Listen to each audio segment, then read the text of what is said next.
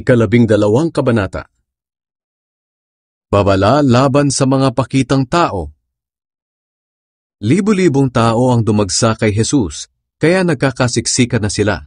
Binalaan ni Jesus ang mga tagasunod niya. Mag-ingat kayo at baka mahawa kayo sa ugali ng mga Pariseyo na pakitang tao.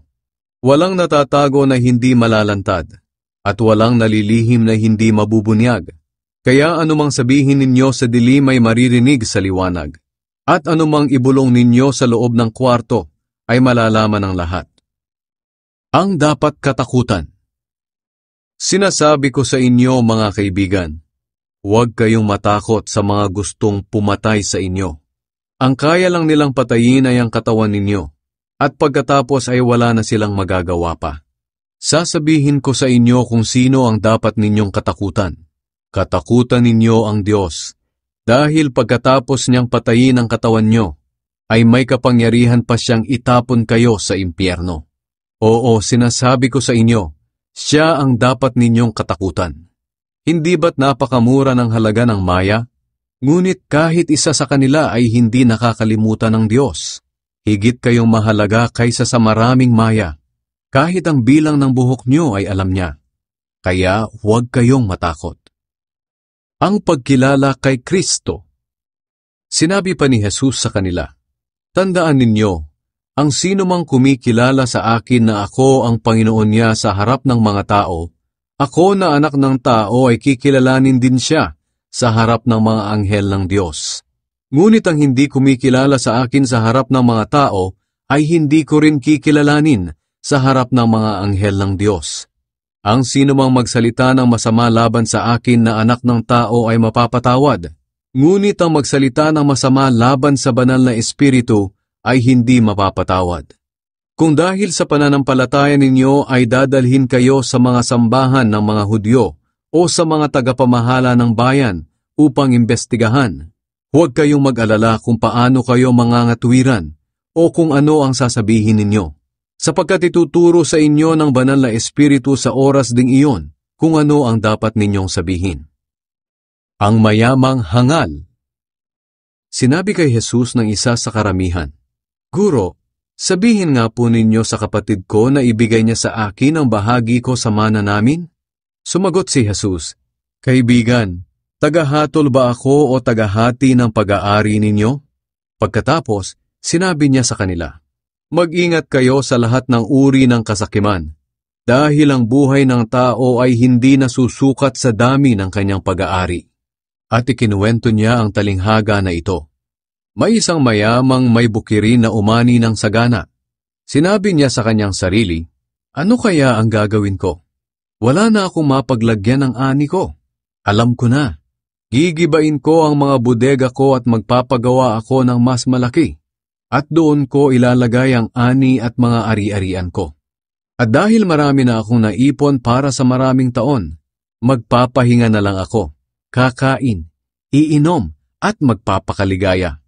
Ngunit sinabi sa kanya ng Diyos, Hangal, ngayong gabi ay babawiin ko sa iyo ang buhay mo. Kanino ngayon mapupunta ang lahat ng inipon mo para sa iyong sarili? Ganyan ang mangyayari sa taong nagpapayaman sa sarili, ngunit mahirap sa paningin ng Diyos. Manalig sa Diyos. Pagkatapos, sinabi ni Jesus sa mga tagasunod niya, Kaya huwag kayong mag-alala tungkol sa inyong buhay, kung ano ang inyong kakainin o susuotin, dahil kung binigyan kayo ng Diyos ng buhay, siguradong bibigyan din niya kayo ng pagkain at isusuot. Tingnan ninyo ang mga uwak. Hindi sila nagtatanim o nag-aani, o nag-iipon sa mga bodega, pero pinapakain sila ng Diyos. Higit kayong mahalaga kaysa sa mga ibon.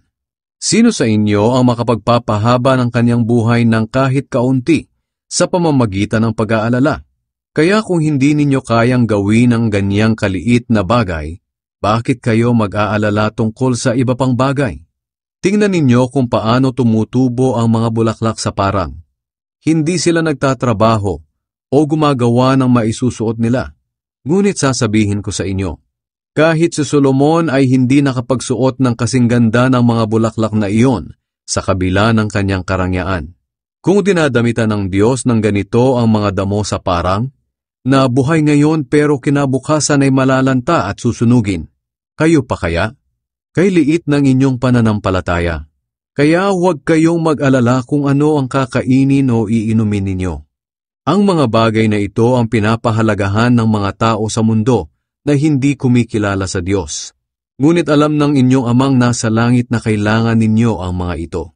Sa halip, unahin ninyo ang mapabilang sa kaharian ng Diyos at pati ang mga pangangailangan ninyo ay ibibigay niya. Kayamanan sa langit. Kayong mga tagasunod ko ay kaunti lang. Ngunit huwag kayong matakot dahil ipinagkaloob ng inyong ama na maghari kayong kasama niya. Ipagbili ninyo ang mga ari-arian ninyo at ipamigay ang pera sa mga mahihirap upang makaipon kayo ng kayamanan sa langit.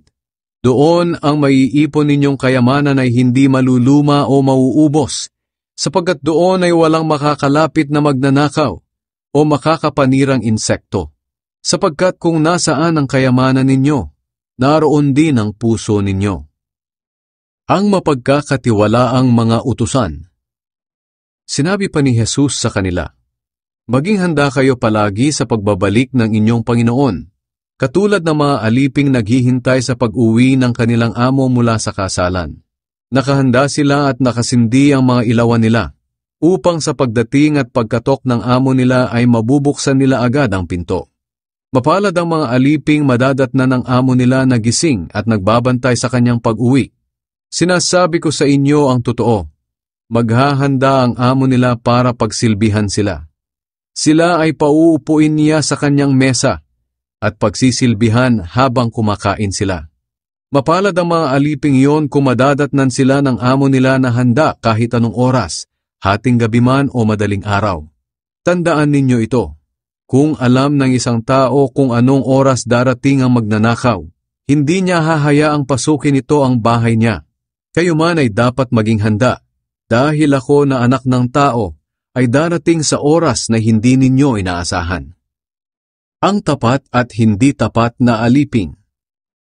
Nagtanong si Pedro, Panginoon, para kanino po ba ang talinghaga na iyon? Para sa amin o para sa lahat? Sumagot ang Panginoon, hindi ba't ang tapat at matalinong utusan ng pamamahalain ng amo niya sa mga kapwa niya aliping? Siya ang magbibigay sa kanila ng pagkain nila sa tamang oras. Mapalad ang aliping iyon kapag nadatnan siya ng amo niya na ginagawa ang kanyang tungkulin.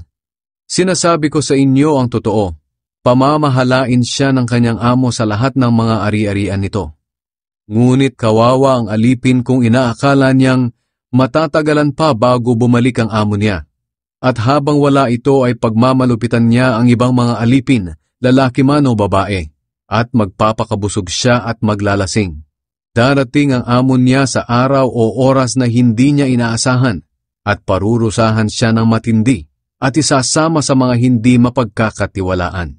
Ang aliping nakakaalam ng kagustuhan ng amo niya ngunit hindi naghahanda at hindi gumagawa ng kanyang tungkulin, ay tatanggap ng mabigat na parusa. At ang aliping hindi nakakaalam ng kagustuhan ng amo niya at nakagawa ng kamalian ay parurusahan din, pero magaan lang. Ang binigyan ng marami ay hahanapan ng marami. Mas marami nga ang pananagutan ng pinagkatiwalaan ng mas marami. Ang pagkakahati-hati ng sambahayan dahil kay Kristo. Naparito ako sa lupa upang magdala ng apoy at gusto ko sanang magliyab na ito. Ngunit bago ito mangyari, may mga paghihirap na kailangan kong pagdaanan, at hindi ako mapapalagay hanggat hindi ito natutupad. Akala ba ninyo ay naparito ako sa lupa upang magkaroon ng maayos na relasyon ng mga tao? Ang totoo, naparito ako upang magkaroon sila ng hidwaan. Mula ngayon, mahahati ang 5 tao sa loob ng isang pamilya. 3 laban sa 2, at 2 laban sa 3. Kukontrahin ng ama ang anak niyang lalaki, at kukontrahin din ng anak na lalaki ang kanyang ama. Ganoon din ang mangyayari sa ina at sa anak niyang babae, at sa biyanang babae, at sa manugang niyang babae. Magmatiyag sa mga nangyayari ngayon. Sinabi ni Jesus sa mga tao, kapag nakita ninyo ang makapal na ulap sa kanluran, sinasabi ninyong uulan, at umuulan nga. At kapag umihip naman ang hanging habagat, ay sinasabi ninyong iinit at umiinit nga. Mga pakitang tao, alam ninyo ang kahulugan ng mga palatandaang nakikita ninyo sa lupa at sa langit. Pero bakit hindi ninyo alam ang kahulugan ng mga nangyayari ngayon? Makipagkasundo sa kaaway. Bakit hindi ninyo mapagpasyahan kung ano ang matuwid?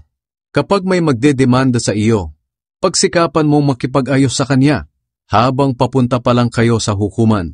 Dahil baka pilitin ka pa niyang humarap sa hukom at pagkatapos ay ibigay ka ng hukom sa alagad ng batas upang ipabilanggo. Tinitiyak ko sa iyo, hindi ka makakalabas ng bilangguan hanggat hindi mo nababayaran ang lahat ng multa mo.